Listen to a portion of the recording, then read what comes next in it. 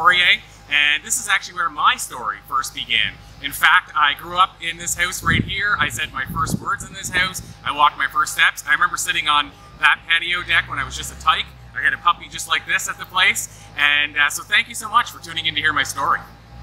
So I introduced you to that small little house where I grew up. And the one thing that I didn't know growing up in a small house like that, in a small town, in a small community, is that I could have a big voice and that I could reach people and make a big impact. And this is something I didn't learn until years later. But of course, that part of my journey, as Steve Jobs says, joining up our dots, that part of my journey, that dot, growing up in that small house, played a big part in my journey in the long run. As did whenever my mother and father split up at 10 years of age, when I was 10 years of age, and they moved me. My mother moved me to another part of town, and even though my mother and father didn't continue a relationship, and my mother sort of became my father and my mother, this seemed hard at the time, but it became a big part of who I am today and who I became. I learned a lot of life lessons from my mother back in those days. For instance, we struggled money-wise, her being a single mother, raising me. And so I remember one time we were short of food. We didn't have any food in the fridge. We didn't have money for supper, and we didn't have money for groceries. So my mother gathered up some of these collectible coins that we had, put them all together, and bought us some subs for supper. And we made it through, but it was such, it taught me so much about humility for her to actually be able to do that. And then another time I remember that I went to school and she had just bought me this new jacket, and I'm sure it took probably a week and a half or more of her pay to buy me this jacket. And I went to school, and when I was on my way back home, I grabbed a jacket I was leaving, and it seemed like my jacket, somebody had done something to it. It seemed to be all kind of ripped up and ratty. And so I got home only to discover that it was a classmate's jacket that was the same style of jacket, but of course mine was brand new and this one wasn't. So I told my mother and said, we got to go back and get this new jacket that you spent this money on. And she said, you know what? I know about that child's upbringing and they need the jacket more than we do. So, she found a way to get me another jacket. She said she would, and she actually did. And so again, she taught me so much about survival and strength and humility. And I grew up in, a small place. I call it meat and potatoes, where their word is as strong as, as their bond, basically. It's their oath. And they're humble. And so this taught me so much about that. And then if I fast forward a little bit, my grandfather built this fiberglass space shuttle when I was younger. And he had a grade 3 education. He was a carpenter, and he usually had built homes around the small town. And yet, all of a sudden, he takes on this space shuttle, again with a grade 3 education. Other carpenters had turned it down, and it was not something that was really in his wheelhouse, as they say. But the guy who actually got him to build the shuttle, he gave him some blueprints. He said, Corey gave me some blueprints. And the blueprints, what they were, is he drew the shuttle, a little tiny shuttle, on a package of cigarettes. And he said, here you go, Eddie. Here's your blueprints for building a shuttle. I've never built one. You've never built one. This is what we have to work with. And he said, but what I want you to bear in mind is it's not to scale. So in other words, he wanted him to build a full-scale shuttle. Again, one of only 6 in the world, a carpenter with a grade 3 education. My grandfather was so humble after doing that, this mega feat, and it was all over the news, he never told anybody. We had to tell people about it. And I learned so many lessons from him in that regard, but also watching him build this shuttle when I was such a young kid, and doing this thing that I would have thought was impossible, taught me so much about our ability and about the idea of what's impossible, and the fact that if you set your mind to it, you can do magnificent things, and you can have a bigger voice in the world.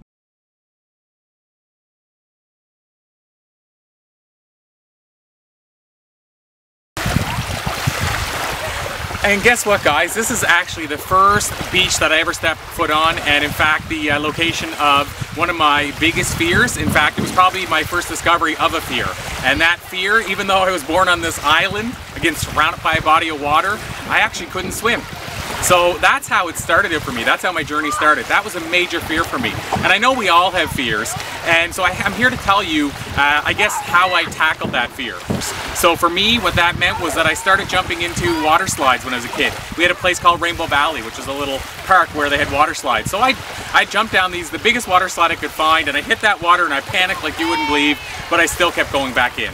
I kept jumping in the water with my friends and family. I would go in with life jackets and I would swim like a dog if I had a life jacket on.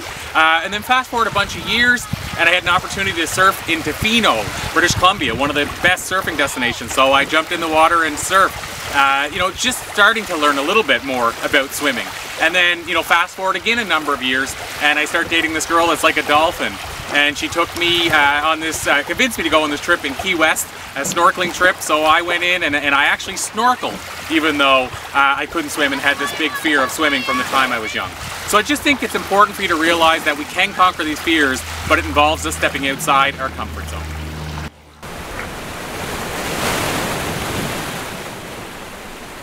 So we've been talking about fears today, and I'm really excited to share the experience about one of my biggest fears. I said swimming was a fear. I battled anxiety when I moved from one small place to a larger place early in my life and early in my career.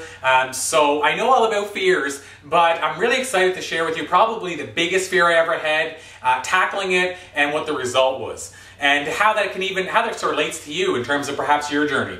So the fear I'm talking about was the fear of stand-up comedy. They say that the #1 fear in the world above death is public speaking. Jerry Seinfeld has said that means if you're at a funeral, you'd rather be in the casket than doing the eulogy. So the idea of doing stand-up comedy, I have to tell you, is levels above this public speaking thing. So when I was told about this workshop in stand-up comedy, you can probably guess I wasn't too excited to tackle it and jump in. But I decided, you know what, if you're going to face a fear. So I went to this 2-week workshop at a local university, and I learned basically how to adjust the mic stand. That's really what I felt I took from the workshop.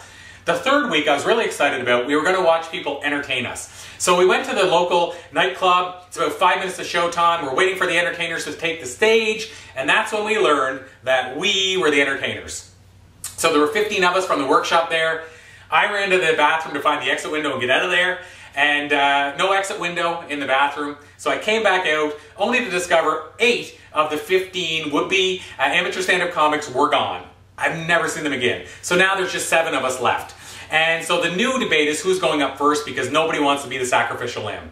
So I decided if you're going to conquer fear once again, you got to face it head on. So I jumped up on that stand-up stage and I grabbed the mic and I told what I considered to be the best joke that I've ever told in my life up until that point.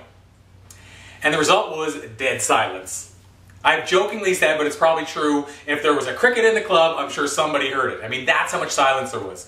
And I was about to jump into my second joke whenever the guy who got us into this mess, the workshop leader, called me over to the corner of the stage, hit me in the back of the head, and he said, "You idiot, the mic isn't even turned on yet."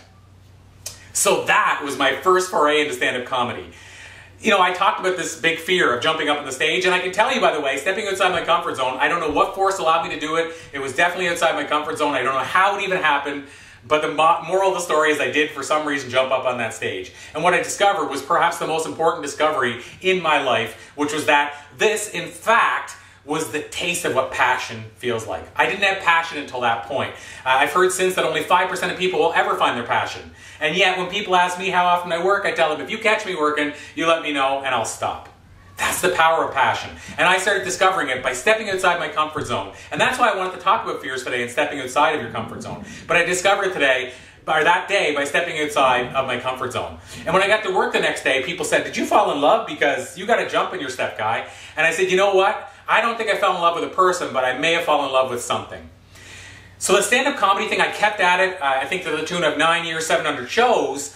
But early on, there were elements of stand-up I didn't like, and there were elements I loved. And I discovered all of a sudden along the way this whole idea of this career as a professional speaker. And what was really cool to me is it had all the elements I loved and very few of the ones I didn't like. And then I discovered this speaker named Tony Robbins. And I realized that he was getting paid to do this and at the same time impacting, in his case, millions of lives. And I wanted a part of that. So that was where my journey led me, from conquering my fears and jumping on the comedy stage and then getting into the world of speaking.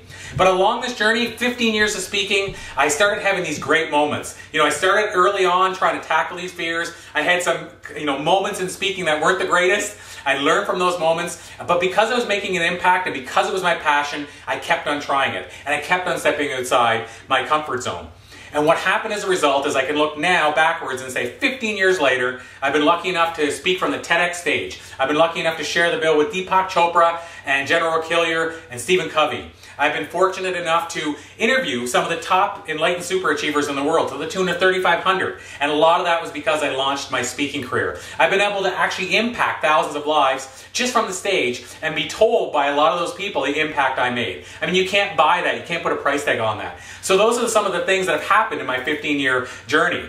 But the big thing also that happened is I keep getting questions from people who say, how can I do likewise? How can I follow that dream, Corey? How can I start speaking from the stage? How can I get paid to speak? How, as an entrepreneur, can I share my message with a larger audience? How can I tell people about a cause I believe in? And because I kept getting these questions over the 15 years, I finally decided now is the time for me to reveal some of those answers.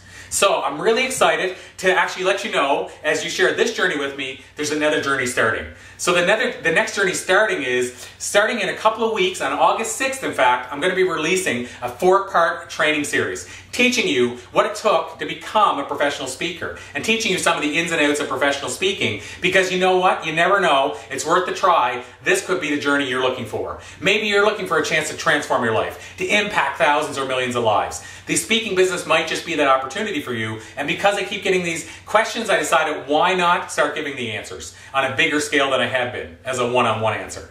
So again, thank you first of all for joining me in the journey today. And again, I hope you'll continue this journey with me on August 6th. Check out the videos, check out the training, see if it's for you. If nothing else, I'm going to take you to places like Miami, Prince Edward Island, Saskatchewan, Edmonton, maybe Boston, not sure yet. And so this is a great opportunity for you to travel on this journey and learn more about the speaking field and see if it is for you. Until that time, once again, I'm Corey Poirier, and thank you so much for joining me on my journey today. Remember, I love you all. I hope you live with passion, and I will see you on August 6th.